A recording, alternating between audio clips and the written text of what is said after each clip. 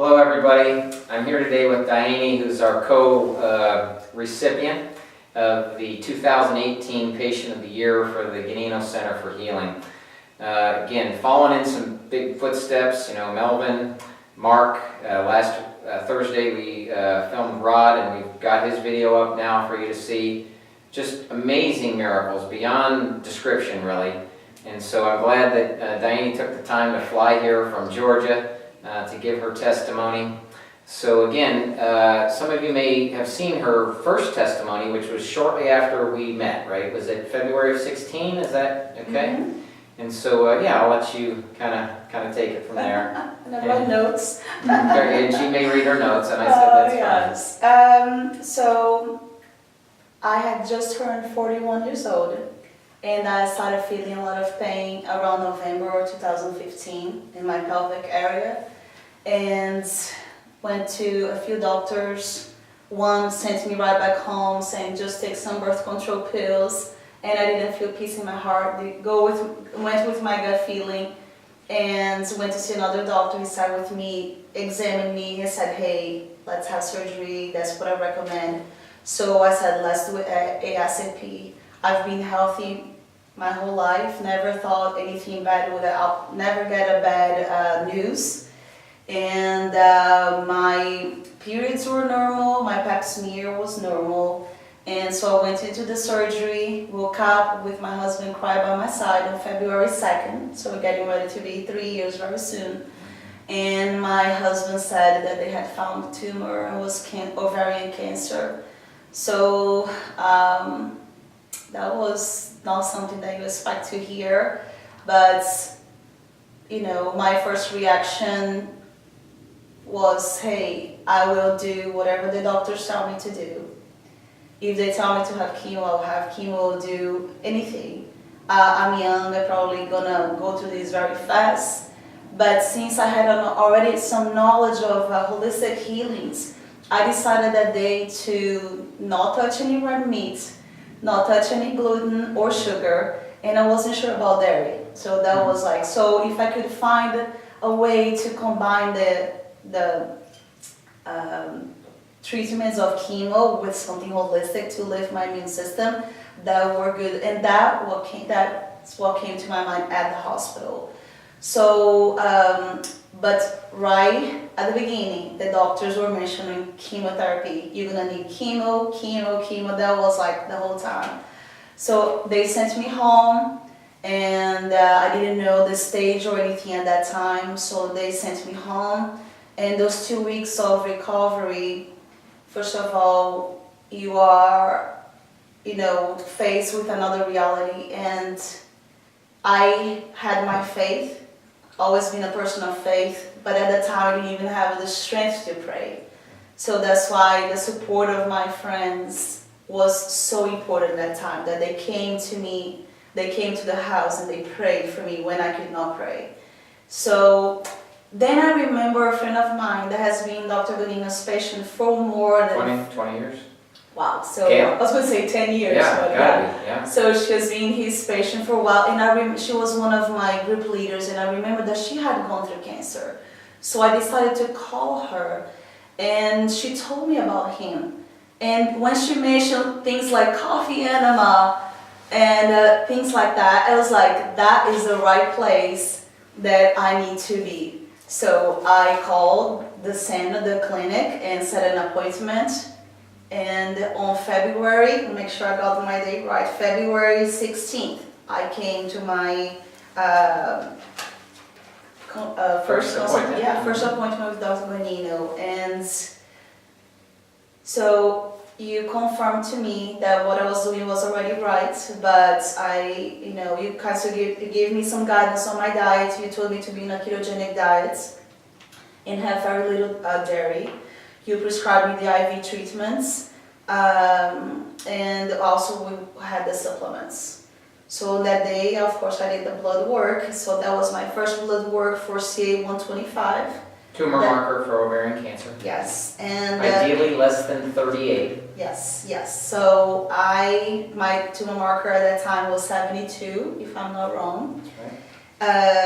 So let me see here, what else? So you did that for me, and even not fruit, which for me was shocking, but I was like, okay, I'll do whatever I have to do. So that day I started the ketogenic diet. The following day I went to the oncologist to see him for the first time. That's when he explained to me all that happened. There was ovarian cancer stage 3C. He had spread to the whole female organs. He had spread to the appendix. He had spread to 7 out of the lymph nodes in my left leg. He had spread to the omentum, and that's all he knew so far. He removed all of that in surgery. But he would like for me to have 6 months of chemo. And even though, he told me that day, even though they don't see good results for a low-grade ovarian cancer with chemotherapy, but he recommended me that because that's the standard treatment. So that was the first little question mark that appeared in my brain. I was like, oh, okay. We don't get good results from it, but we don't really know anything else to do. So we're just going to do what we always do. Yes. Good. Yes. So I, of course, because I already knew and already been with Dr. Ganino, my first question to him is, do I need to change anything in my diet? And he said, absolutely not. You already look healthy, young to me. You don't need to worry about your diet. I was like, okay, so it is true that they don't ask you to change anything. So that day, he also tested me for any thing to prove if it was genetic. So I did a test on that day too. And we also started making the chemo plans. But he said, there's nothing we can do. We cannot start chemo right now. You have to wait the full 4 weeks of your recovery, and then you come back here and we'll talk about chemo. So until then, I was like, no problem, okay. So I started that day praying for those results to be negative because I did not want this to be genetic to affect my kids. So I went fasting. I couldn't fast food, but I fasted all social media and TV. I dedicated some time in prayer and praying that God would really show up and show that those results would be negative. Another thing that I did those first 4 weeks, some people make the mistake of going to the Google and searching everything about the type of cancer you have, how many people have died. I decided not to do that. I never wanted to be flooded with negative words. Amen. Because all I needed right now was encouragement and belief that we got this and we can do this. So I also, a friend of mine called and told me about the documentary called The Truth About Cancer. And I started watching. However, I watched the first episode that was kind of the mafia that goes on with the medical industry and how much money they make with chemo and all of that, and how bad chemo is for us, where it came from. That show was very overwhelming to me, but that planted a seed in my heart. And after I watched that, I said, how can I do this to my body? How can I put poison in my body and expect to be healed? And someone used this metaphor of you throw a bomb in your backyard and you kill all the beautiful flowers and weed, but after that you only want the flowers to come back. So chemo does that to us, and I decided that day that I didn't want that for me. That I needed the strength because my family I don't know if they would agree with that. They wanted me to follow whatever the oncologist told me. And I started praying secretly to say, God, make a way. Amen. Make a way that I would not need chemotherapy. I may not have the strength to tell my oncologist that face to face, but you can do something. And he will look at me and say, you don't need chemo. So that was my prayer for me for the weeks to follow. So I started coming to Dr. Ganino 2, sometimes 3 times a week to do IV treatments from vitamin C and ozone SOD, is that right? Yeah, superoxide dismutase. Yes, that time I had artemisinin and Oronol, but I started doing that, and I asked Dr. Ganino one of the appointments, Dr. Ganino, how often are we going to test the tumor marker? And he said, we don't do it we should do it every 3 months. And I said, hey, I've been doing this for 4 weeks, and I want to make sure that what I've been doing is working out at least for a little bit. So if it went from 78, 72 to 50, that would be a sign that whatever I'm doing is already working, because I've been so disciplined and so good with the diet and everything else. So you said yes, and we tested that day. I had to wait a week to come back and get the results, and that day was a holiday. So I brought my kids with me, and Dr. Gunino comes into the room with the biggest smile on his face, and I had a smile on my face too.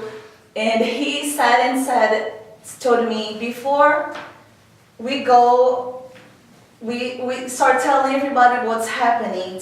Let me ask you a couple of questions. Have you had chemotherapy since you've been coming here? I was like, no. Have you had radiation since you've been coming here? I was like, no. Have you had any surgery? It's like, Dr. Bonino, I've been coming here. And he said, well, so your tumor markers dropped from 72 to 15 in 4 weeks. And that was amazing. That was a day I'll never forget in my life. And we all realized then together that was Good Friday. And what a sign. Yes, that's why my kids were with me. And he said, Dayane, I want you to go home and celebrate Good Friday this weekend with your family like never before. And I realized that, and it's impossible not get the chills and not get to cry, because it was Good Friday. So I remember that my Savior, Jesus Christ, died for me that day. And because of that, I can believe in being healed. I can't believe in my healing, and I can't believe that the sacrifice He did for me brings my faith up. So it was amazing, and I thank you so much for that. Thank you, Dayane. Thank you so much for the testimony. And again, guys, so big points, right? Again, the resounding hymn, as I sit here every time, right? Through God, all things are possible, yes. Right? Tumor marker doesn't go, so again, high normal for CA-125, tumor marker for ovarian cancer is 38. So she started at 72, no chemo, no surgery, no radiation. 4 weeks later, I thought it was 6. 4 weeks. 4 weeks later, 15. Now, out in the medical world, that's not possible. In this place, through God, all is possible. So, A. And then B is, here we are, 3 years later, right? Yes. Still, no chemo, no radiation. And yes. There she is. So. And another amazing thing that you probably don't remember, through the CT scan that I did at MD Anderson, because I went there just to get a second opinion, they showed that I had a tumor on my spleen. And my doctor wanted to remove that tumor, but we already had the first sign that the tumor shrunk from 2.5 centimeters to 1.5 centimeters. And when I got into a surgery that they called the oncologist, the oncologist said, don't remove that tumor because she needs her spleen for her immune system. That tumor disappeared completely on the spleen. So with the treatment on the first year, it never came back. I just had my MRI done maybe 4 months ago, and it's still clear, and I'm just grateful for all of this. I have been back on a ketogenic diet. I experienced with different diets, like going vegan or vegetarian, but it's not for me. I loved the way I felt, that I lost weight, that I had so much energy in a ketogenic diet, and I'm back on this and still doing my IV treatments. Great. So, thank you all for tuning in, and importantly, if you can share this with a friend, please do. As Dayane and I were talking about before we started shooting this video, the number one reason that we bring cases like this to y'all's attention is so you can see that it's possible. Right? It's possible that not only can she live for 3 years with metastatic ovarian cancer that every other doctor in the world would tell her to get chemo for, yes. but she can also thrive with it. Amen? Amen. So, thank you all again for watching, and we'll keep them coming. Thank you.